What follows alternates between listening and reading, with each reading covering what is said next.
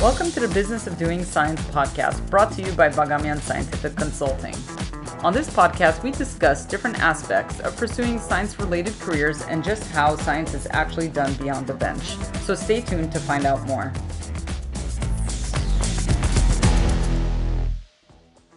Welcome to the Business of Doing Science. I'm Karun Bagamian, joined by my co-hosts Lindsay Leitner and Heidi Bolduc.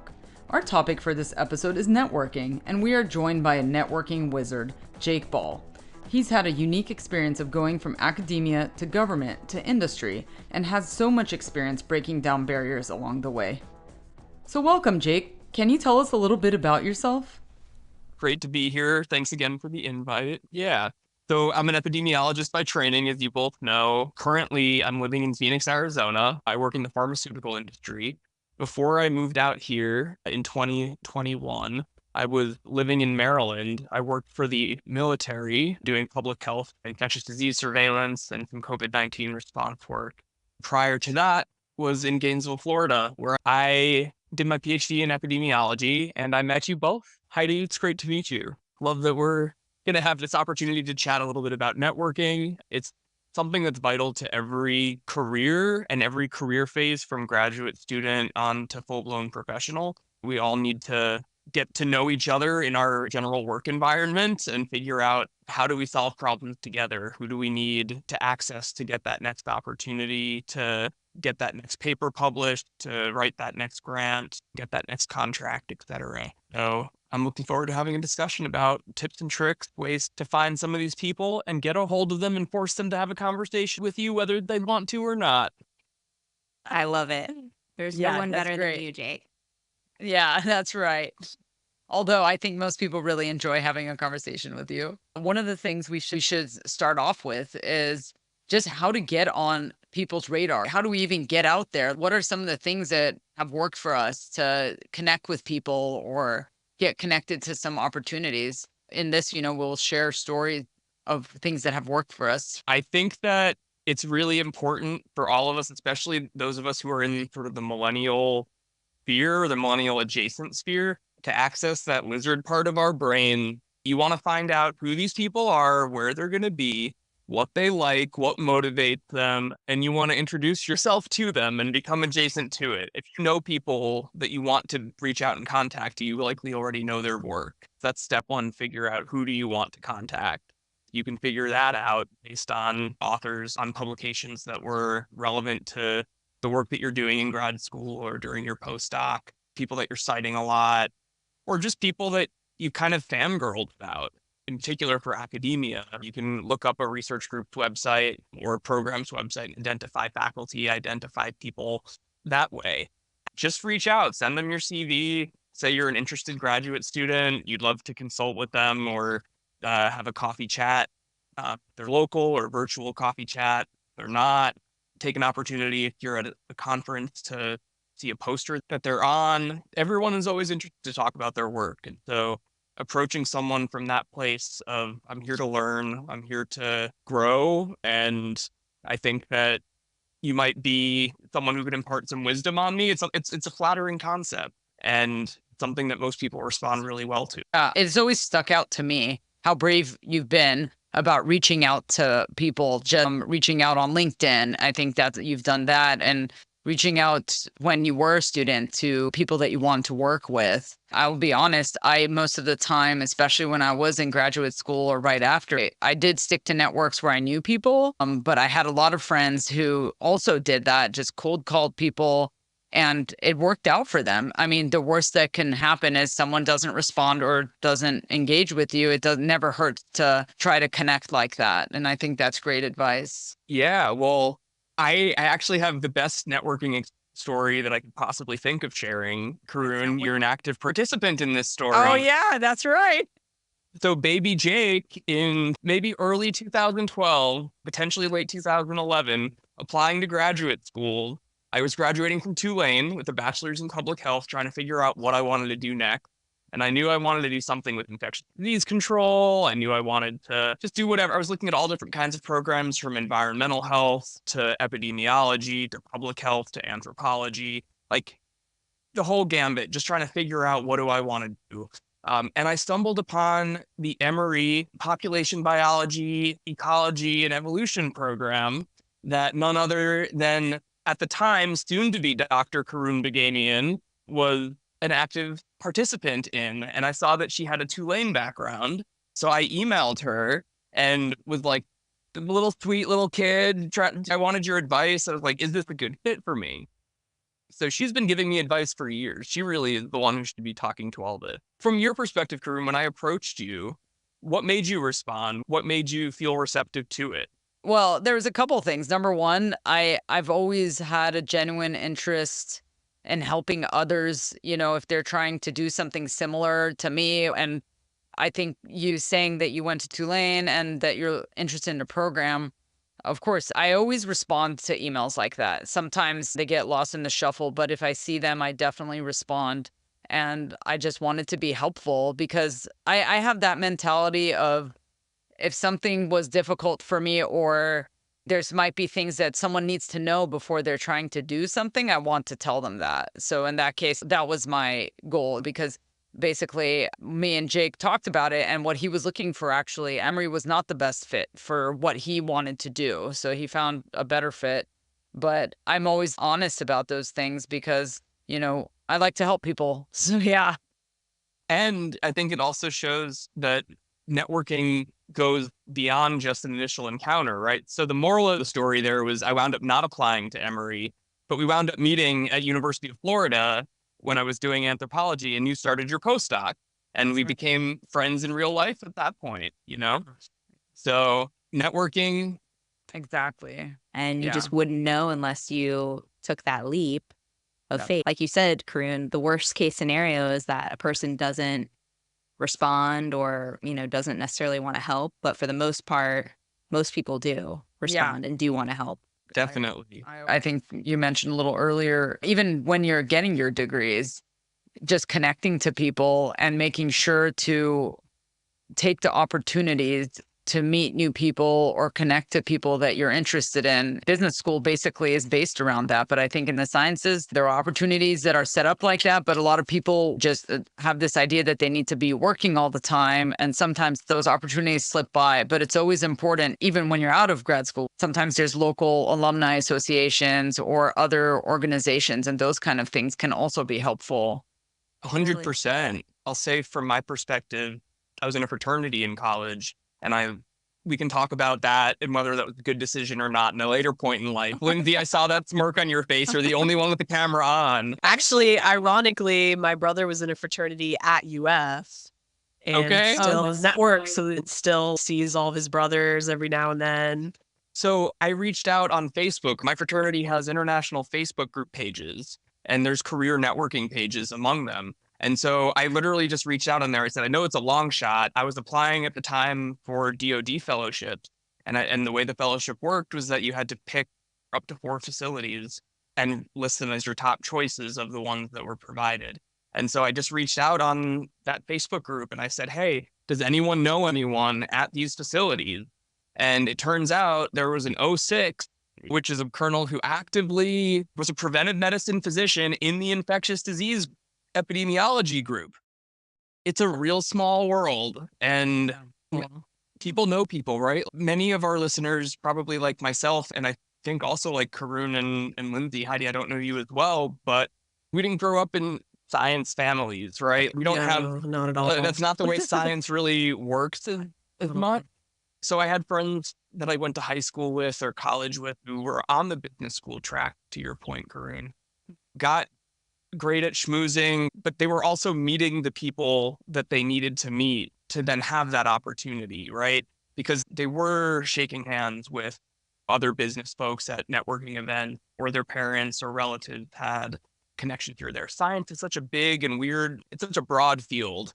If someone's like, I'm a student in management, you can speak to anyone in business and they will be able to impart some wisdom to you. But if you're so focused and studying rat models of hantavirus transmission, how many people in the world are going to be able to truly help you with that, right? And I think that brings us to one of the biggest networking opportunities for most people, which is in person in conferences, right? I think we can all probably give some Definitely. advice and experiences that we've had around that. I know that was something where I got to meet a lot of people that helped me at the time and then down the road. So, yeah, I imagine you guys have similar stories as well.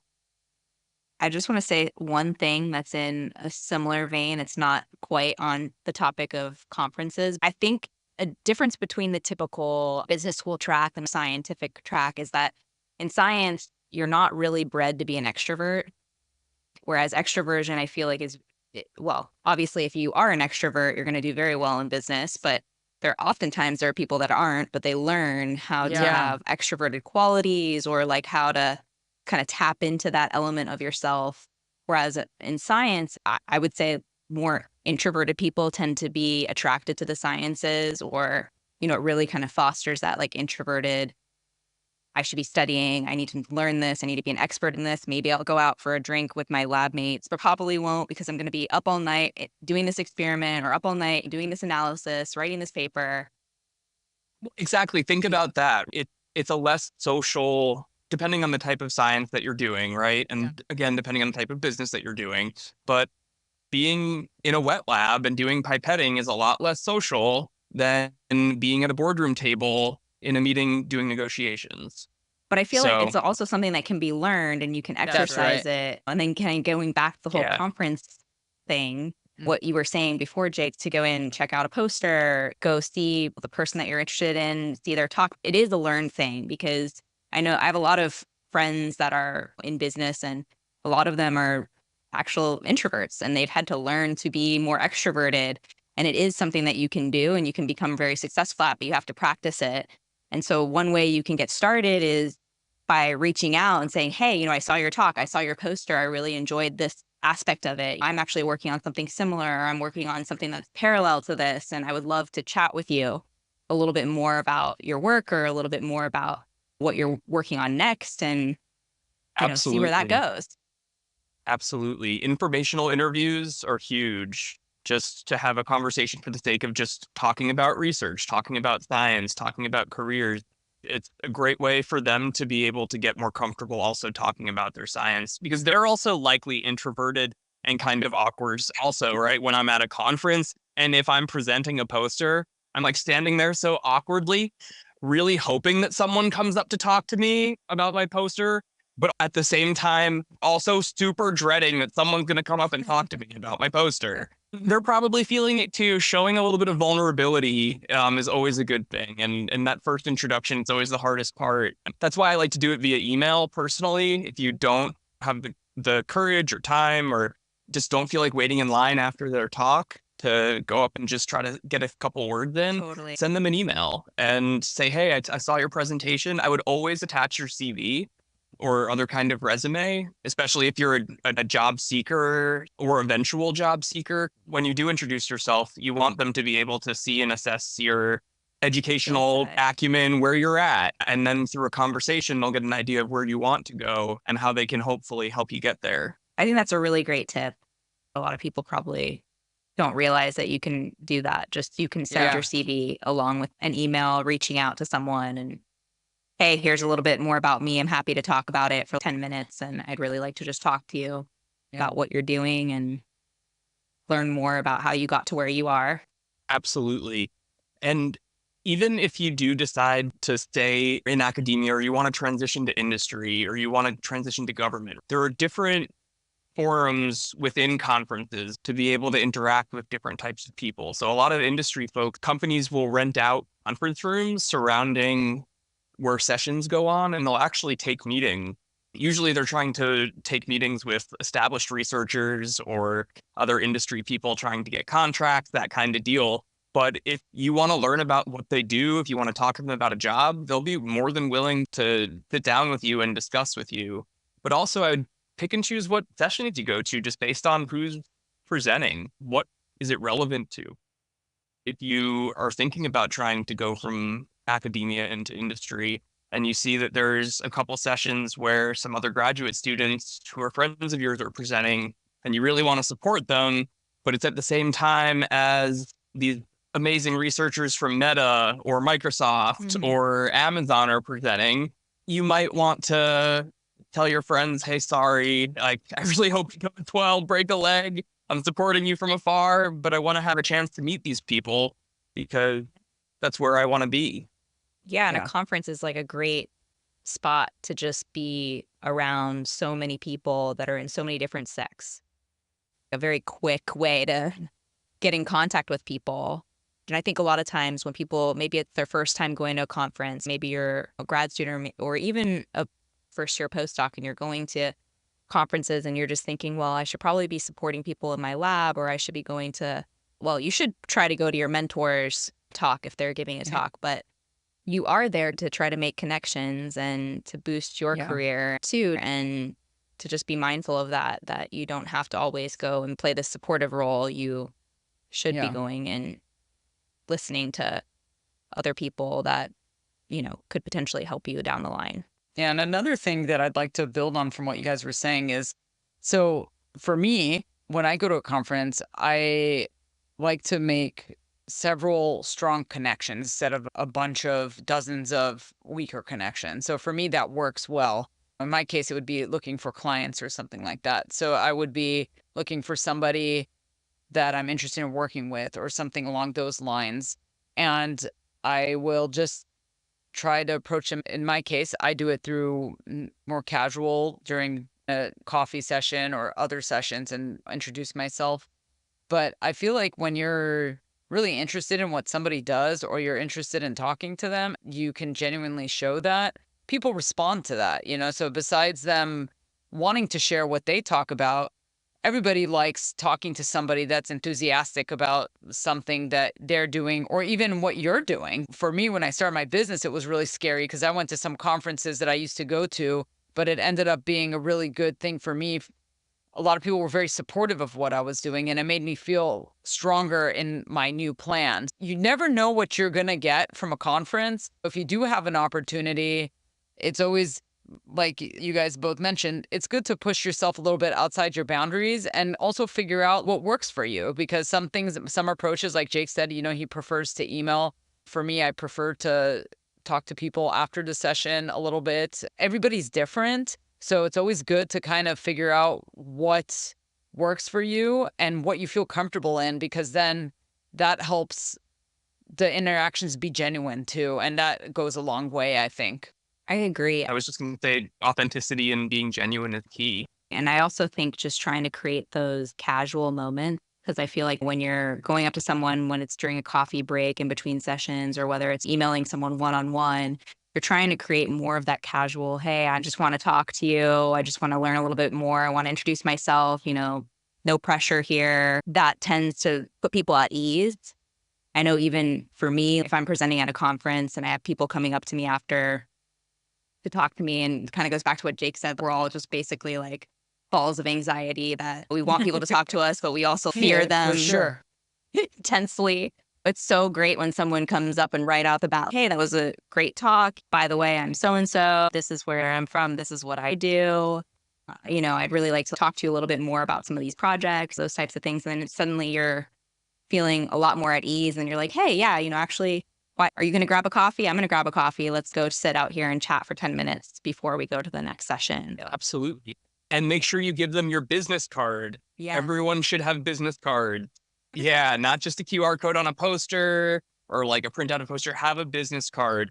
My favorite part about business card is that people will just find them in their pocket at random points in time, and then they'll just be like, I remember that person. And so you'll wind up having longevity. They'll think about you again. And at the end of the day, that's what you want with networking. You want someone who's going to think about you, ideally not just a second time, but be able to then do that next thing and reach out or respond to if you reach out to them first. Of course. I mean, I did make business cards for myself when I was recently graduating. I still handed those out, but I honestly, until I became a business owner, that's when I handed out the most. And it was still awkward for me at first, but now it's just like I'm passing them out, on the airplane and the Pilates studio. Yeah. You never know where you meet somebody that might, well, obviously not just randomly, somebody was interested in the services we provide. But yeah, so you just never know. So it's always good to have them on hand too, because it never hurts. I think you can stand out that way too. And the great thing about business cards is they usually come in packs of like 1,000. So you don't have to be scared Throw to them just all. Throw them to the Don't Exactly. be stingy. I still haven't gone through the first business card that I got for my business. Still have all of my business cards from everything that I've ever done, like my master's program. While we're on this topic of business cards, people think about you like secondhand. They find it weeks, years later, and they think about you again. I found a business card from when I was a PhD student back in 2021. So I found the card in 2021. I received it maybe 2015. I was doing my PhD at UF, but I took a summer, let's call it a short course program, BSL-3 training program in Manhattan, Kansas, where they introduced some industry folks. I pulled out his card that I had received in 2015. I found it as I was trying to move from Baltimore to Phoenix to take on this new role. Just for fun, I looked it up. Not only was he still at the company, he had been promoted from whatever he was back in 2015, and he's now the chief veterinary officer for the entire U.S. animal health business at my current company. Yep. And so when I started, I sent him an email and I said, honestly, you're not going to believe this, but I pulled out your business card from, it must have been 7 years ago. I met you at the CZAD BSL-3 Ag Summer Training Program that I'm going to be working at this company too. And it turns out that you're still here. We wound up having 2 separate Microsoft Teams coffee chat just to network. He told me a little bit about the animal health business in different parts of the country and different parts of the globe and where he thinks my synergies might fit for my future in the company. So it was really cool. And it all happened because of the business card. I otherwise never would have made that connection. Yeah. That's an amazing story. Have you started going to restaurants and putting your business card in to get the free cookie or whatever, like at the contest?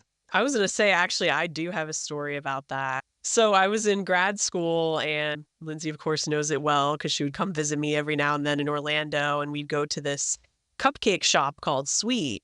Well, I was in there one day just getting cupcakes, whatever, and I think I had just gotten a new set of business cards printed for myself before going to a conference. So like you said, I just tossed one into the little fishbowl. Well, I get a call like 2-3 weeks later. Hey, congratulations, you won. You got 12 free cupcakes. So what I ended up doing is I was actually a graduate teaching assistant for Nightly News, which is my college's local newscast that they put together, the broadcast journalism students.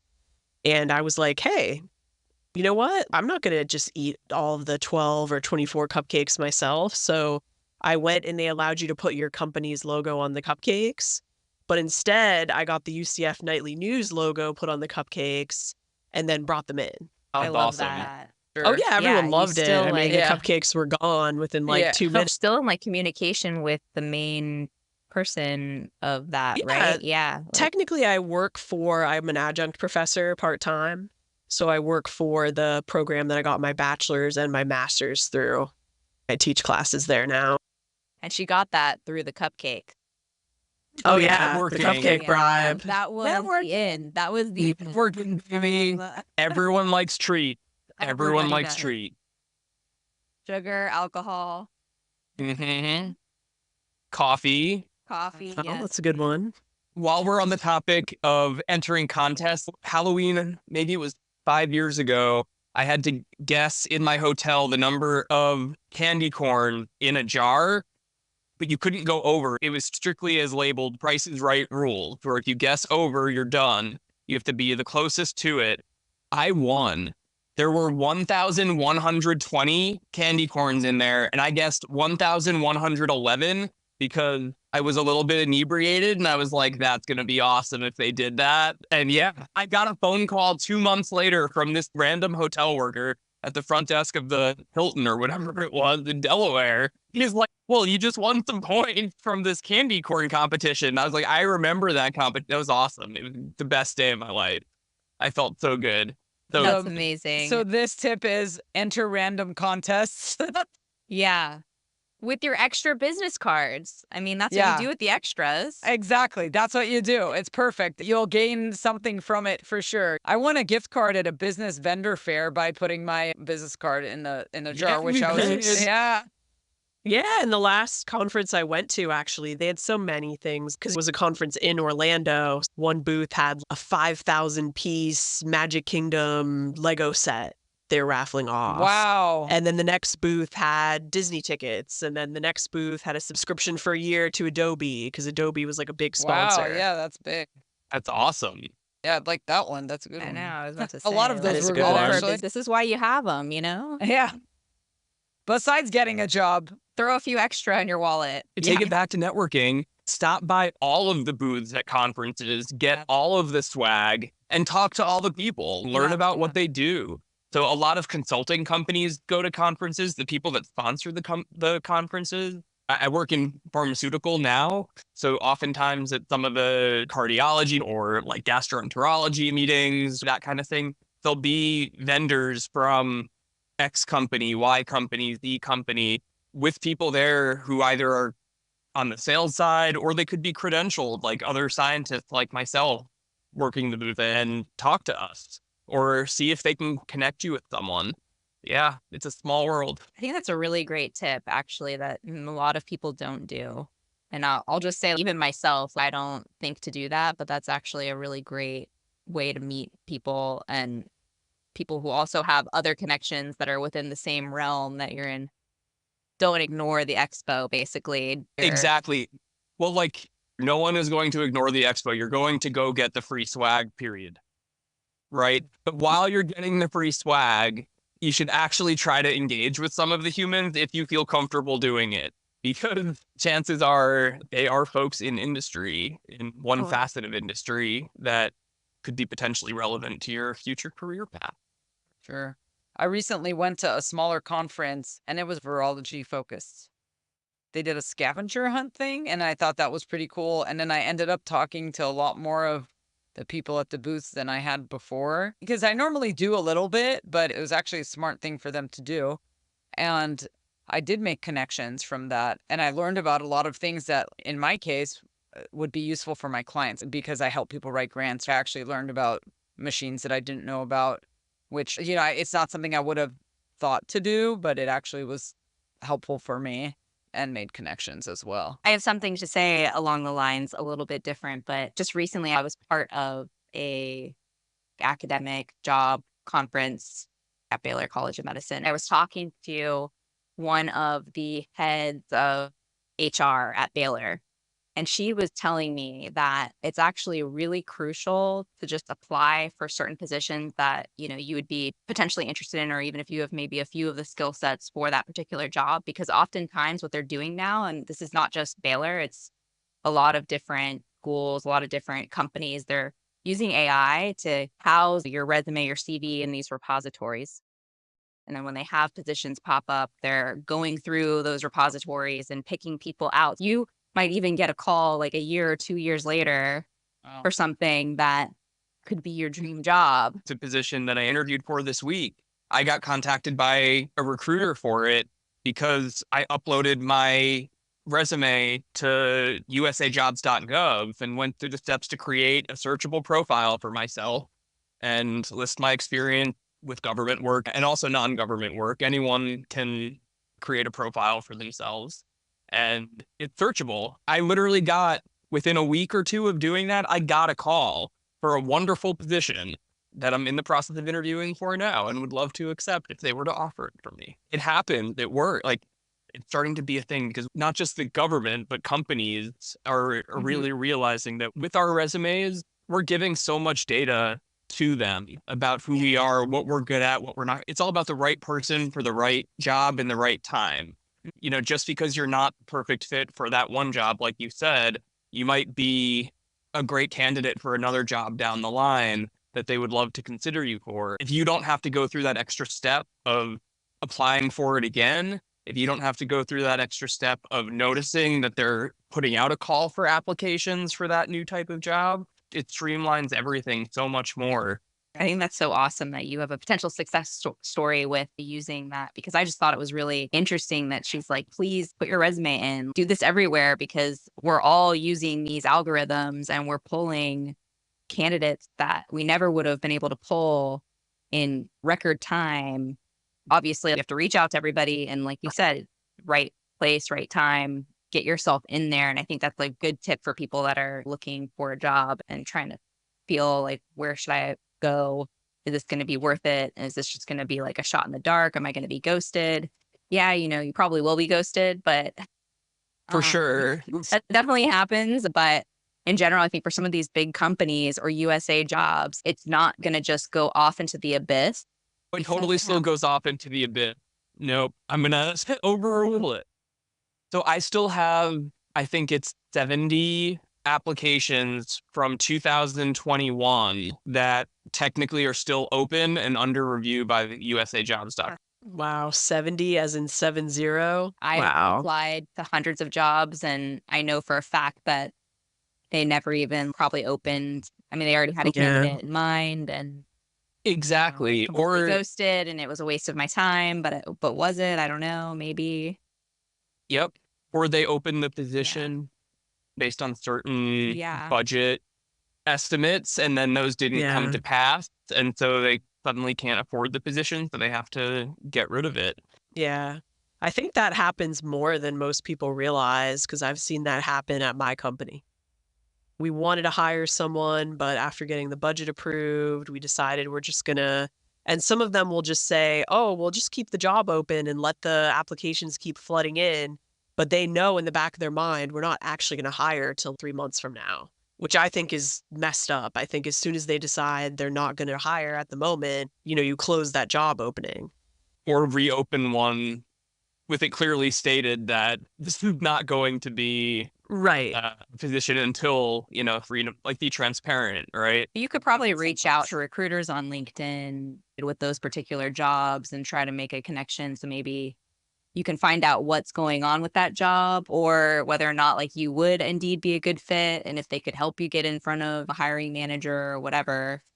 A couple areas where I've had success with LinkedIn has been to expand my network within my own company and to help learn about different areas of my organization. I've realized that not just my current company, not just where I was previously, not just UF, really every organization in the world is siloed. We can all do better at communicating across organizational structures, period. What bureaucracy does is it sets up walls to prevent communication in a lot of ways. It's one of the unfortunate things that comes with efficiency. LinkedIn has a bunch of algorithms. They suggest people for you to add all the time. And so literally almost every day, I'll just be adding people that they suggest that I add, not because I know them, but just because LinkedIn tells me that they're likely professionally relevant and somehow adjacent to me. And that could be through shared connections. It could be through shared groups of interest. It could be, X, Y, or Z. But you never know. Now that I'm applying for jobs and I come across a job with company X, the first thing I'm going to do is I'm going to search my network for company X to see, who do I know that works there? Can they give me a referral? Do they have any insights into this role, into the company culture, into anything? Or are they willing to do some duping for you? I've done the same thing in terms of if there's a particular company that I've come across that I'm like, okay, I like these particular positions. And then I immediately go, who do I know in my network that I can reach out to, get an idea as to whether or not this would be a good fit. Exactly. I actually have an informational interview. It got pushed to next week with a guy from a pharmaceutical company that I randomly reached out to on LinkedIn. He happens to be local to Arizona. He's in a adjacent department to where I'm at a completely different company. But I reached out to him, said, hey, I'd love to chat with you. I've been thinking about what I want to do with my next move. Here's my resume. Would love to either have a virtual chat or I'll buy you a cup of coffee next time I'm out in Tucson. And so we're having a virtual chat on Tuesday. He's at that next career step level. So that's also how I try to figure out and target who I want to liaise with and network with, is think about where do I want to go? My next step, next couple steps You might not know what your next step is, but maybe you see where you want to be 20 years from now. And so you can still network with that person and they can give you a sense of how they got to that path. And that might help you get some clarity on what your next step, or it could just be a completely not feasible option for you. I've been told by so many people that I should just go to medical school. I really don't want to do that. These are folks that are in a potentially attainable next role for you if you were to move laterally. To be honest, in a lot of corporate culture, at least, the way to move up is to move on to another organization. I find more and more that organizations seem to be flat. Also in government, with respect to GS grades and what have you, because PhDs in general are on the higher side of the scale, there are fewer and fewer high-level, high-paying positions because budget-wise, they're the most expensive. So I shared that I'm meeting with someone next week that I reached out to on LinkedIn, who's in an adjacent field at a different company. He just was someone that was recommended to connect with based on the algorithm. I started just in general, like embracing the AI, right? I've probably bought now maybe 7 items off of Facebook that they've marketed to me because they know who I am. They successfully segmented me. They know me. And they win. I'm not mad at it. I'm enjoying the hydroponic plant that I got. Right? Like, exactly. LinkedIn's the same way. It's going to tell you people, for the most part, who are probably somewhat relevant to you. Just reach out. Just reach out. And also, a lot of private companies, I know mine does, it could be industry specific, but they give referral bonuses. So even if someone doesn't think that you're a great fit, they still might be willing to recommend you anyway. Don't think that you have to have a major rapport with them. They literally can get paid a couple $1,000s if you get hired. That's a really good point, that a lot of these industry companies, I think almost every single one has some kind of employee incentive program to bring on new hires. It's in everyone's interest to connect and see how it can be mutually beneficial. If I feel scared, then I can be reassured that it's a two-way street. Both sides are helping each other. Yeah. Definitely. So any take-home messages? What do we think is our best tips from our discussion today? I would say utilize as much of the conference as you can. And I'm talking beyond just like the poster sessions and the podium talk Lindsay mentioned. I think coffee break and being able to approach people, their guard is down perhaps a little bit more, utilizing those as networking time. They might have professional development sessions explicitly, which would be amazing. They also likely will have a lot of sponsor booths. So check those out and chat with the folks that work there, because they're working in the industry that you might want to be joining. And I also think just put yourself out there. Always have a business card on you. And if you're at a conference, maybe print out a few of your CVs or your resumes and be ready to hand those out too if it strikes you as a good moment to do so. But even if you're going to the poster session, you can talk to people. And as you're talking, you can also hand out your business card and maybe they have one and then you can exchange. And people will look back on that because they'll remember, oh yeah, I talked to this person and this is their card. I'm going to maybe reach out to them. One of my favorite things that we talked about in general was being true to yourself and figuring out what works for you, and also spreading your wings a little. So you don't only need to do what you're the strongest at, but if you're more comfortable emailing or approaching somebody, whichever way works for you, just do it. I know it can be scary, but it's worth trying, and nobody ever loses by trying stuff like that. Being introverted is not a weakness. Yeah, that's right. Exactly. Just because the world is built around it's true. A lot of things are built around extroversion. And I think people are realizing that you can learn to be extroverted, even if it's not, but the world can also adjust to the introverts too. Exactly. But being introverted, I think, is solid as well.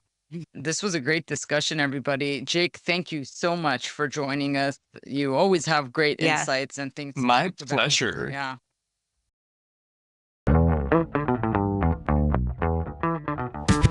Thank you for joining us and listening to the Business of Doing Science podcast. For more information on our guests and access to career development resources, please click on the link to our website below. And remember, you can also visit the website to learn more about how Bagamian Sai can help you do science.